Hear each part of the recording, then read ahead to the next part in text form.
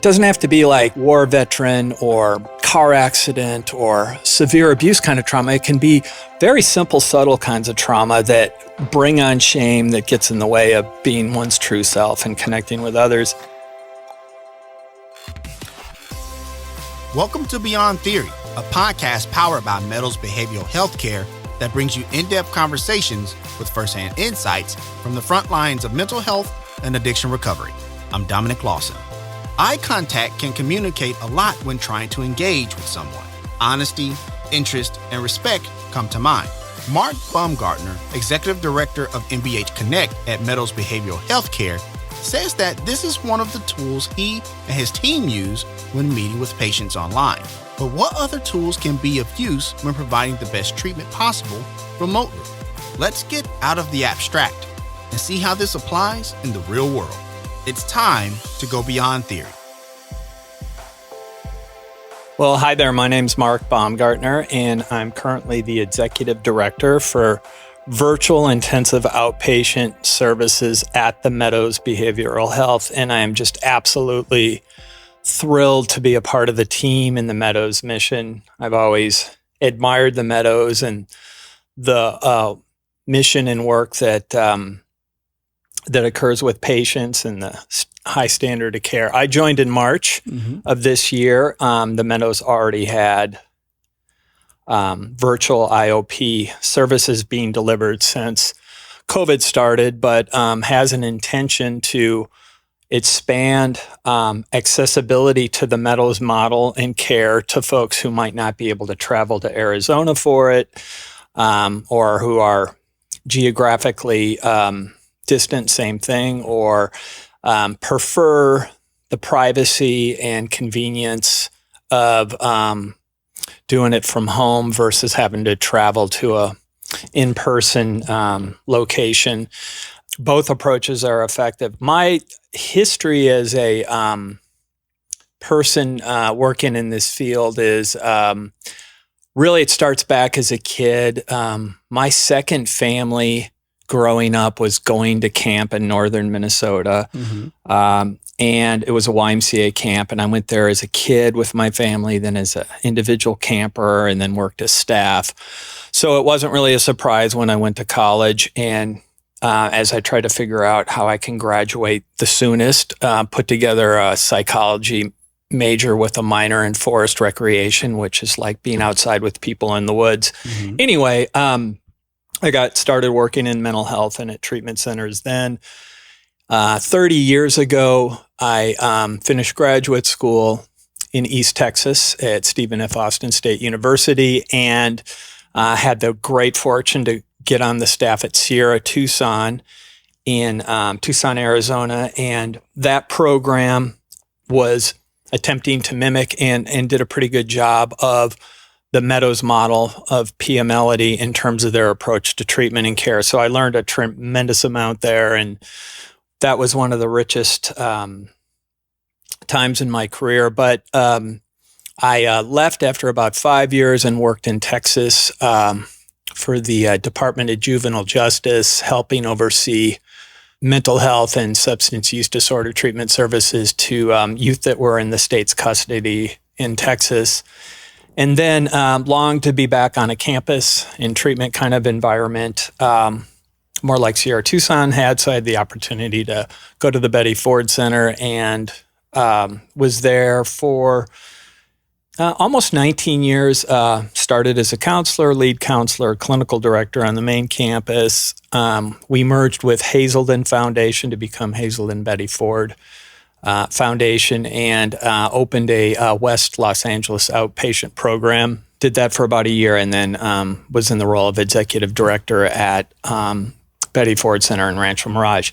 Then after the merger kind of came to a conclusion after 5 or 6 years, it became apparent that I was ready for a change. And so I went to work for Lakeview Health based in Jacksonville, Florida. And they had a outpatient program in Northwest Houston, the Woodlands area. And while there, we provided in-person outpatient. And as the COVID pandemic hit, we pivoted over to virtual. And that organization chose to shut down that operation for a variety of reasons in January. And so that opportunity came to a conclusion, but it was really a gift for me because around that time in 2019, when I was looking at new opportunities, I had an opportunity to come to the Meadows, but I didn't do it because I had already committed to this other opportunity, and the scale and scope of the other opportunity was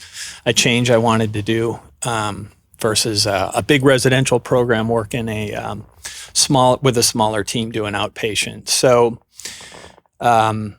so far so good with the Meadows. I've had a nice landing in terms of getting to have some time to get to know folks in the programs, and we've had a nice slow sort of intentional buildup, going from 3 groups, one in California, Texas, and here in Arizona, that are virtual, to where in the beginning of October we'll have 2 groups in each of those places, one in the daytime and one in the evening.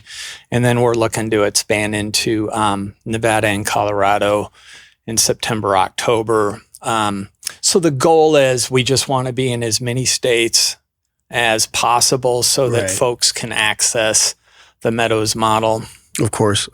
And I want to ask you about that and definitely about the Meadows model, because that's been a reoccurring theme in a lot of our conversations this season here on Beyond Theory. I want to go back to your time in the Texas juvenile system. Just kind of walk me through that experience. What were some stories, some things that you learned from that experience working there?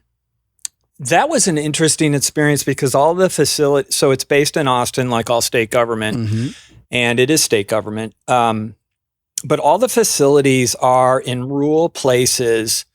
And I think this is true of prisons as well, that they're, kind of set up in places as a rural form of support. So what we would do is we would have local ranch people and small rural population people seeking to be employees at these facilities. So it was folks that you might not normally expect want to be in the counseling field or the education field, but that organization was responsible for the medical, which includes the mental health, education, and then safety of its participants. And the goal wasn't just to incarcerate and punish people when kids became in the custody of the state. There was a commitment to re-socialize, which means have kids really get the opportunity to look at what the circumstances were that got them where they were. Usually there's a process of some sort of probation failure. There's a heinous enough crime that they have to be in that kind of custody. And learn, what their offense cycle is, do victim empathy stuff, learn new skills, life skills for coping, to be functional in the outside world. And so it wasn't your, sort of assumed stereotypical prison kind of situation. There really was education going on. There really was treatment going on. The largest provider of substance abuse treatment in Texas was that organization. A lot of humility, learning and appreciating working with folks that are different than my experience, be it culturally, racially, and that kids, no matter what their circumstances were or what they did, are human with hearts and have a tendency towards growth and well-being, just like everybody else. And so I was really grateful that for whatever reasons, the state of Texas made it a priority to provide treatment, not just education, to kids, to help them, with the circumstances that led them into their situation. That was, a good learning experience. Of course. And I appreciate you sharing that and reflecting upon that as well. And now you're here at the Meadows, running the virtual IOP. Kind of talk about that. I know one of the things that I'm always fascinated with is that, that consistency of the Meadows model, whether it be, in person or now virtual IOP. Kind of talk about that a little bit, because I think that's important. Yeah. So we recently, came up with a name other than virtual IOP for our program, and we're calling it Connect. Okay. And the reason we're calling it Connect is because it kind of covers a lot of territory. But one of the assumptions is that I think has been common: in person is always better. And there's no question that in person is great because there's a certain energy in the room. There's nonverbal communication that occurs that, folks may not even be conscious of that, affects the therapy. But healing and recovery really depend on connection and the quality of connection that occurs. So what we have found is that even when folks are doing it online, in a video conference type setting, that there's enough going on that the connection is meaningful and relevant in people heal. So I've spent a fair amount of time observing these groups that we do. Typically, IOP is 3 hours a day, 4 days a week, where the primary therapist, who's Meadows trained, trauma trained, provides group process or group therapy and education. And then in addition to that, we have trauma therapists and that primary therapist provide additional individual sessions up to twice a week. So I've been really impressed with how vulnerable people have become and how meaningful the work has been. And so just as much as I've seen in person. So it's almost as if the fact that you're looking in a screen and seeing a Brady Bunch kind of view of people, right? That you forget, especially if you're the person doing the work and you are able to access your pain and your true authentic self and bring that vulnerability up and forward, that it's sort of the connection starts to transcend the medium or the platform of it being virtual. So it's interesting that you it's called Connect because somebody was saying that the opposite of addiction is connection and being amongst other people. So I appreciate you sharing that. Kind of walk us through that 8-week program, if you would, because I think people will be fascinated to know about that part. Yeah. So in our 8-week program, we're trying to cover a variety of topics. Whether somebody's primarily in for anxiety or a substance use disorder or for a symptom problem with gambling, our model fits all of that. And we go through and look at boundaries, which are about, knowing and appreciating limits of where I begin and end and other people. And then with that awareness, being able to have the uncomfortable communication of saying no and having those limits in order to preserve oneself and be true to one's authentic self. We cover trauma. And the idea with trauma is, if you're alive, you have some degree of trauma. And so getting to be aware of and having corrective experiences, working through that enables more self-awareness and ability to be authentic. So I'm really going to go on a tangent now, but as an example of that, I had this wonderful opportunity last weekend to go to Indianapolis and meet up with a bunch of friends who are in recovery, who I've been doing like video meetings with, 12-step meetings with for the last year during the pandemic. And the thing that I have in common with this group of folks besides recovery, and these guys are from all over the country, is we're fans of a particular band. But the band supports us having a recovery table at the show, lets the people who host that in for free, and there's a meeting in between set 1 and 2 at that table. And it's called fellowship, and the goal there is that it's just for people who have a desire to stay sober and clean, because there's a lot of people that at any concert that are using substances. But what I was going to get to in terms of connection and intimacy is this friend of mine that I was dancing with, he says, we were dancing in this area we call the moat where people are walking by because there's a lot of good space. And people are walking by. And what I'd notice is, if we were really getting down and dancing and had good energy, is as people would walk by, they'd kind of engage and dance with us. And my friend says, hey, I'm going to try and make eye contact with everybody who walks by.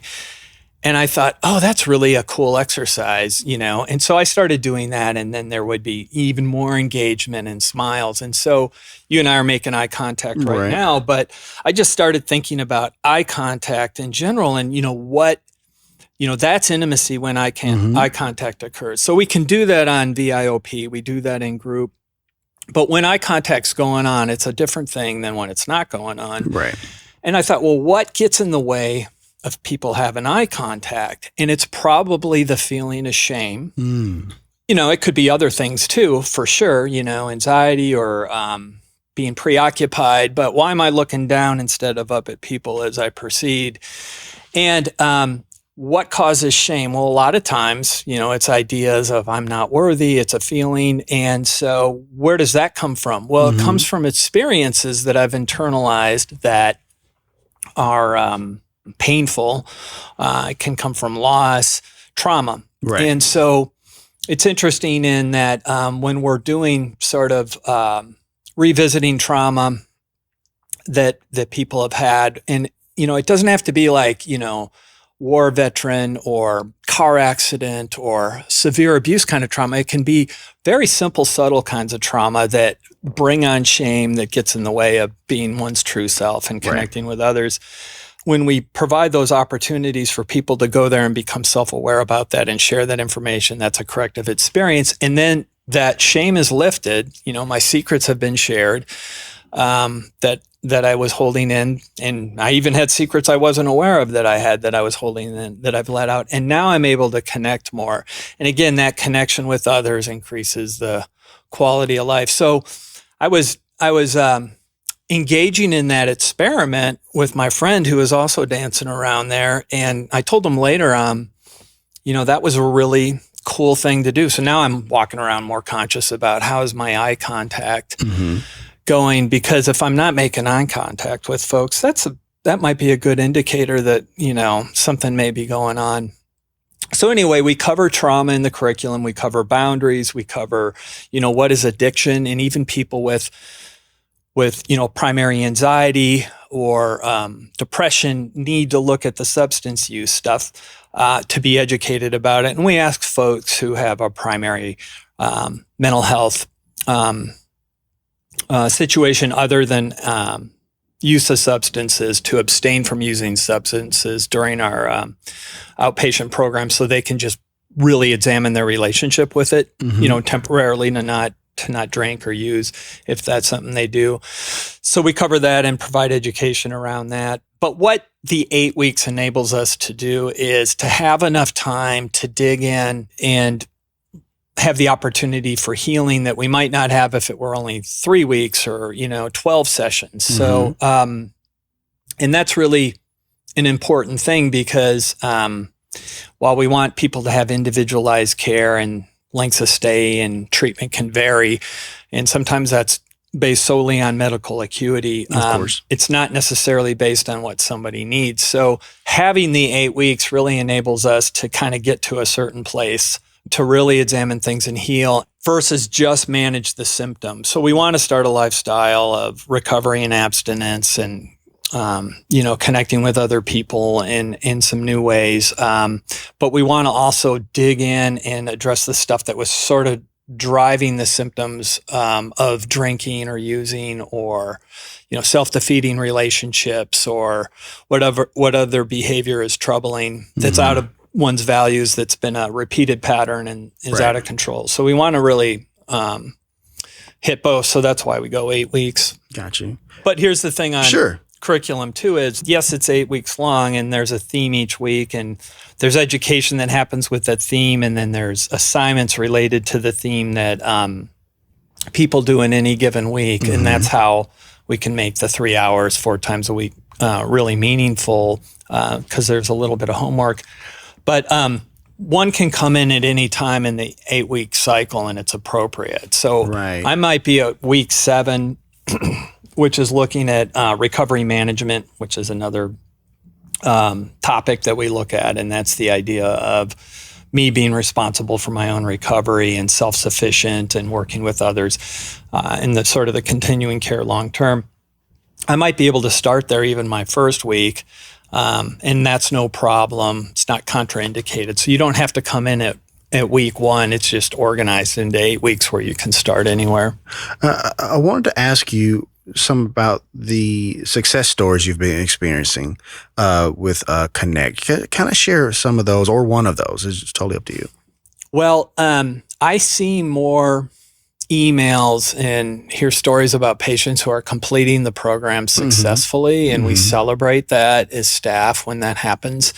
And so that happens pretty regularly versus some other unusual circumstances where somebody doesn't finish. Right. And so we do get folks who write back, and express their gratitude. And we also are really focused on serving and supporting the family, and we're adding new elements into our program to do that. Right now, there's support groups that are available virtually for family to come join, a couple of them a week. And people can join them from wherever they are.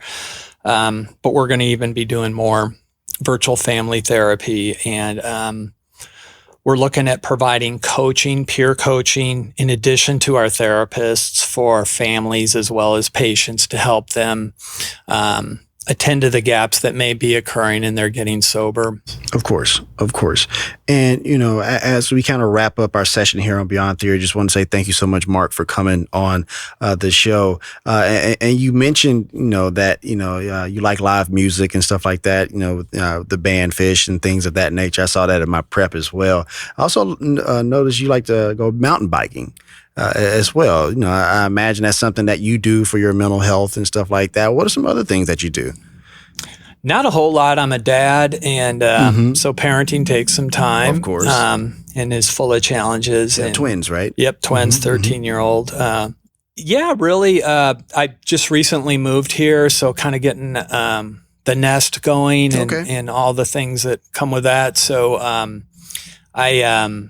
I've been doing the biking and the music thing with COVID, and then also just some of my life circumstances. It was something I hadn't been doing in quite a while, like 5 years. So it was really sweet to get to have that opportunity last weekend. And now everybody's worried about, the resurgence of COVID potentially, what's going to happen. I think we all have some anxiety around that in terms of, well, is that going to affect tour or access to live music, as well as, more important stuff like, how we work together and connect. But for me, it's really parenting work, getting on the mountain bike, and music, whether it's at home or in person, is some of my passions. Okay.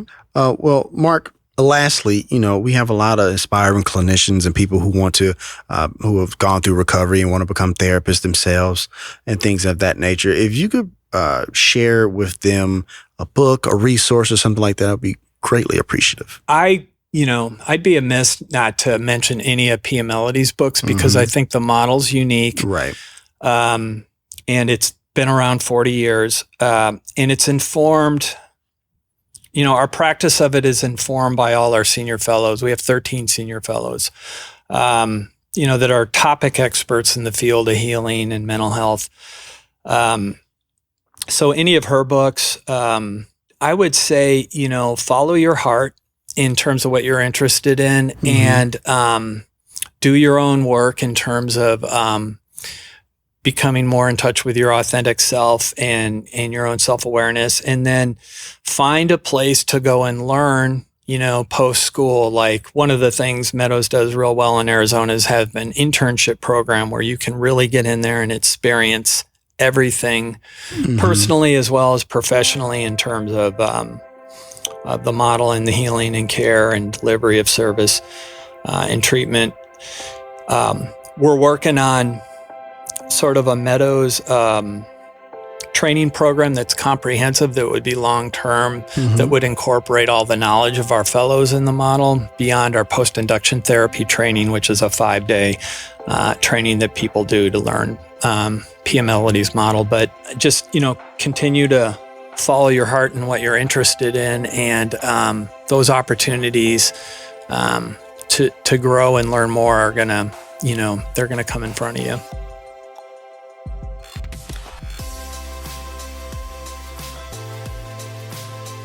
Mark Baumgartner is the Executive Director of MBH Connect at Meadows Behavioral Healthcare.